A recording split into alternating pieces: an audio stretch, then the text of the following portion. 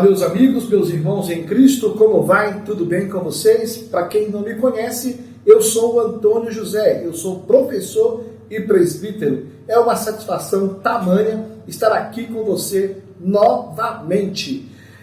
Como você sabe, durante esse trimestre estaremos falando acerca desse tema, os ataques contra a Igreja de Cristo. E a lição de hoje é a lição de número 6. E traz uma temática, a sutileza das ideologias contrárias à família. Meu amigo, minha amiga, se você ainda não é inscrito no nosso canal, coloca o teu dedo aí, não custa nada.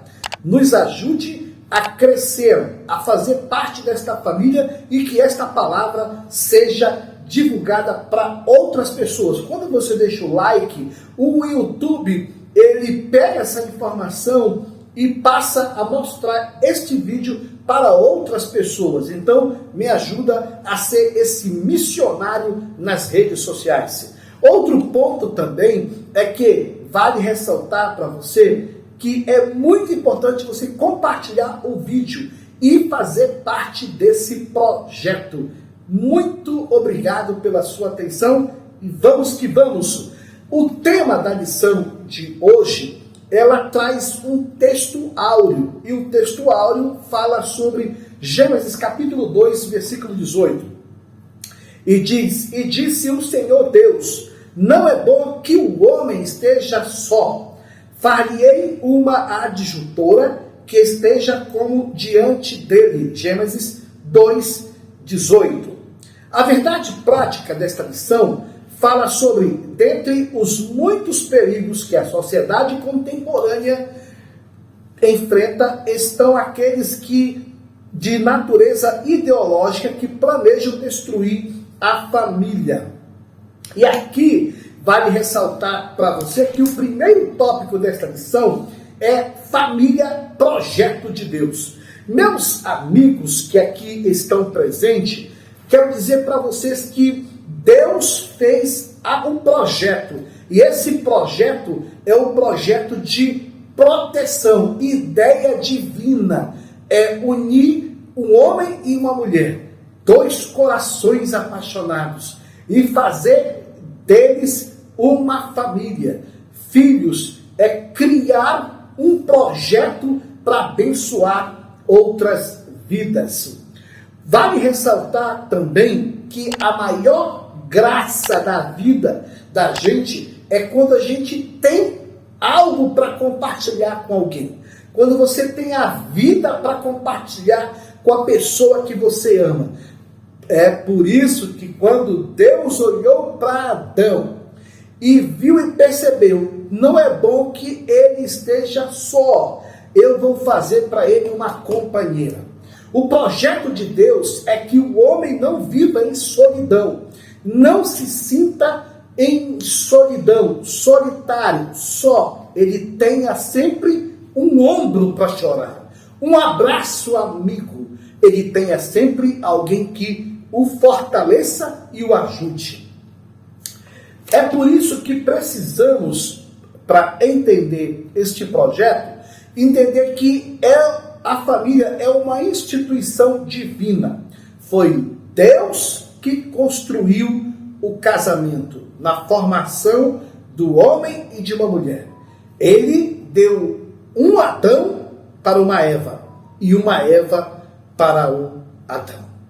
Outro ponto também que vale ressaltar é que hoje percebemos que a família ela está em riscos, e esses riscos eles estão muito baseados em possibilidade de perigos, de problemas ou de dificuldades. E uma das coisas que tem trazido, ou está trazendo, na verdade, muitos problemas para a família é as redes sociais. A tecnologia, ela tem colocado as famílias numa situação delicada. É por isso existe um aviso aqui. Um casal está com carência afetiva. A pior coisa que existe é um casamento ou um cônjuge ele se sentir só com o marido vivo. Uma mulher se sentir só com um homem com quem casou vivo. é dolorido. É por isso que precisamos entender e vigiar, porque a qualquer perigo que ronda ou que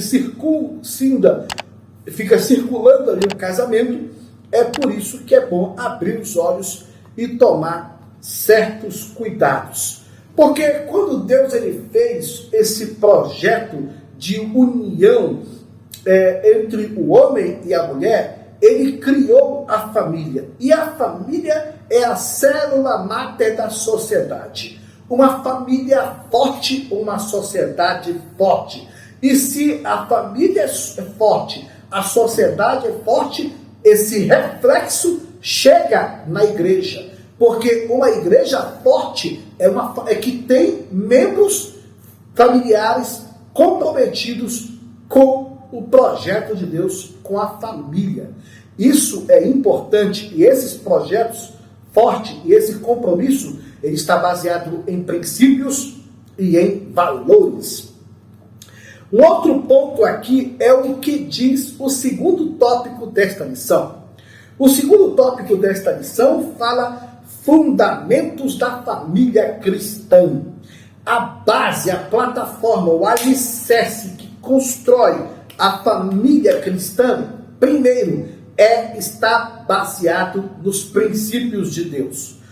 Tudo que foge dos princípios de Deus é um problema. É por isso que Eclesiastes, capítulo 7, versículo 29, diz que Deus fez o homem reto, mas ele se envolveu em vários caminhos, em vários problemas.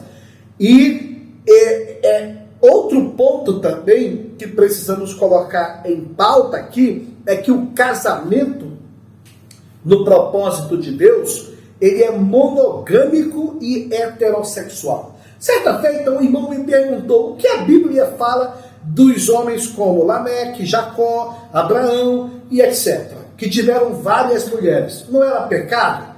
Amigo e amiga, uma coisa importante, tem coisas que Deus não aprova, não assina embaixo, mas tem coisas que Deus tolera.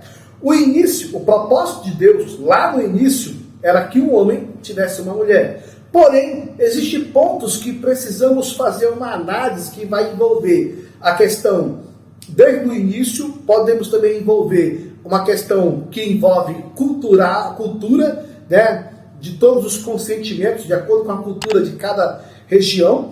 Quando nós olhamos, por exemplo, a pessoa do pai da fé, Abraão, ele teve mais de uma mulher. E se percebe que nenhuma parte das Escrituras, Deus está ali advertindo, cobrando ou dando uma repreensão nele. Não. Se percebe literalmente ali que Deus tolerou, ele não assinou embaixo, tá? Porém, tem um detalhe. Percebemos também pelas Escrituras Sagradas que, observando o comportamento de Salomão e a sua trajetória, ele foi um homem que pediu sabedoria a Deus, e Deus o deu sabedoria. Porém, olhem só, pediu a Deus e recebeu. Porém, no determinado passar dos tempos, ele se deixou ser levado pela...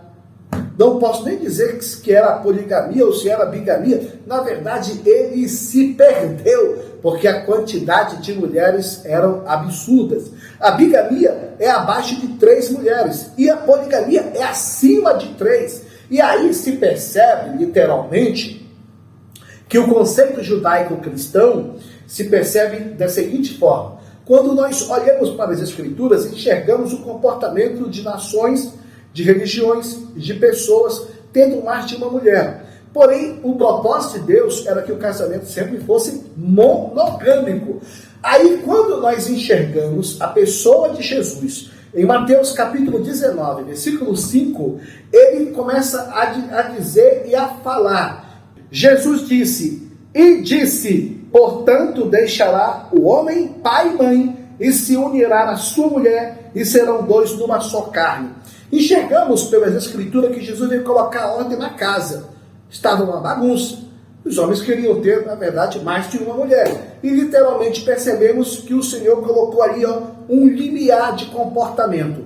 Quando enxergamos também as mensagens de Paulo, as orientações de Paulo, os conselhos de Paulo, enxergamos também quando Paulo aconselha a igreja, ele diz que para o bispo, para o diácono, para o presbítero, para o pastor, que ele seja também marido de uma só mulher. Ou seja, não existe bigamia, não existe poligamia no Novo Testamento. Se percebe também que o casamento ele é heterossexual. Não existe a possibilidade de um homem casar com um homem e nem de uma mulher casar com uma mulher. Se percebe literalmente que existe esse comportamento e essa mensagem de Jesus falando para os homens acerca desta forma e deste comportamento.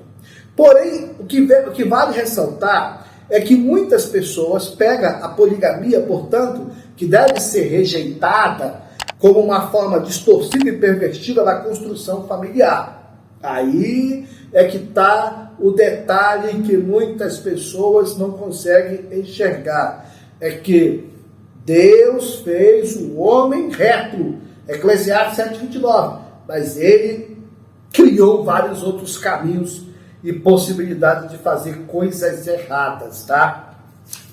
Agora, o terceiro tópico desta lição, preste atenção, a sutileza da nova configuração familiar.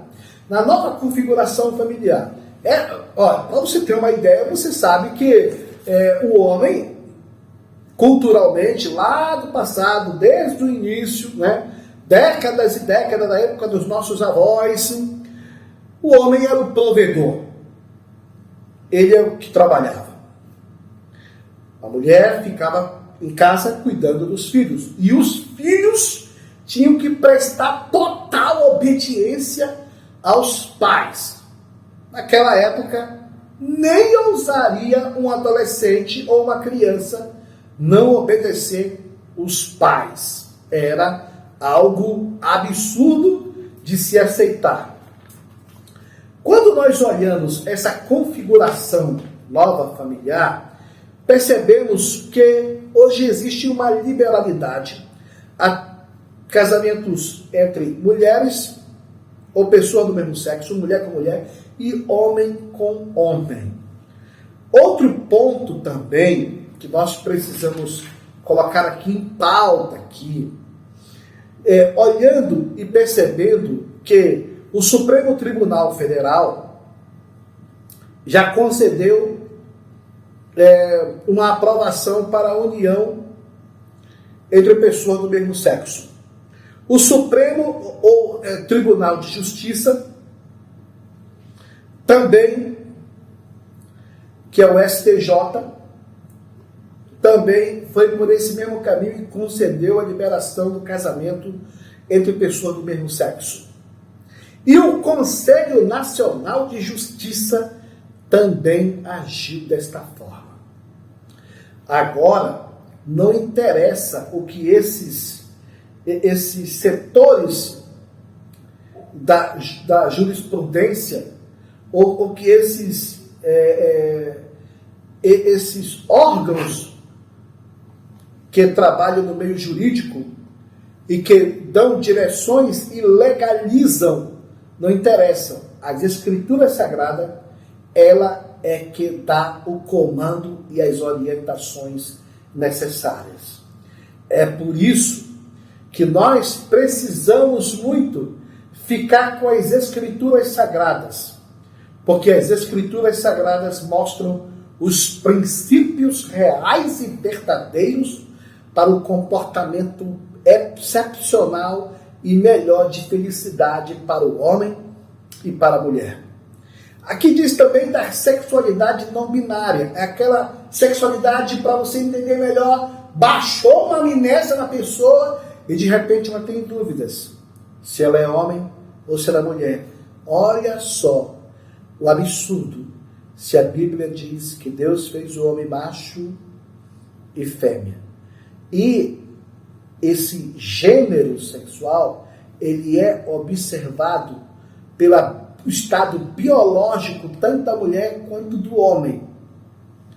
Então, aí você percebe, literalmente, que evidentemente, que isso contradiz a forma de expressão da sexualidade. conforme revelada nas Escrituras Sagradas. E também uma negação às leis biológicas que definem os sexos masculino e femininos. Inclusive, existe até projetos de lei para aprovar banheiros para pessoas trans, ou seja, tanto homem quanto mulher podem visitar o mesmo lugar, o mesmo banheiro. Meu Deus! E aí é que nós olhamos que esse comportamento, ele é um comportamento ideológico. É por isso que Deus ama os homossexuais. Ama. Mas os ativistas ou o ativismo sexual atrapalha muito. Um outro ponto também que vale ressaltar é o que diz o quarto tópico desta lição. Princípios bíblicos para uma família sólida. Quais são esses princípios bíblicos para uma família sólida? Primeiro, vamos olhar o papel dos pais. Para você ter uma ideia, a maior riqueza que um pai pode deixar para o seu filho é o exemplo. O maior patrimônio que um pai pode deixar para o seu filho é que ele seja honesto, que ele tenha princípios, que ele tenha valores. É muito melhor ser filho de um pobre do que ser filho de um rico desonesto, de um rico trapaceador, de uma pessoa que não tenha princípios. E aí vem, qual é o papel dos pais nessa história toda e nesse comportamento todo? O papel dos pais, os pais precisam estarem conscientes do reflexo de suas decisões. Os filhos sempre vão olhar o comportamento dos pais. Eles vão sempre copiar. Inclusive, quando você vê uma esposa mandona, autoritária, ou o homem, você vê de alguma forma, ele ouvia e aprendia isso dentro do lar dele, dentro da casa dele. É por isso que alguém está olhando para você. Eles não são tão inocentes assim, os filhos. É por isso que alguém está copiando as suas atitudes, quer sejam elas boas ou quer sejam elas más. É por isso que as crianças e os adolescentes, eles precisam ter disciplina. E a disciplina, por exemplo, na minha casa, a gente não usa, não bate, não usa o cinto. Não, tem outras formas de disciplinar.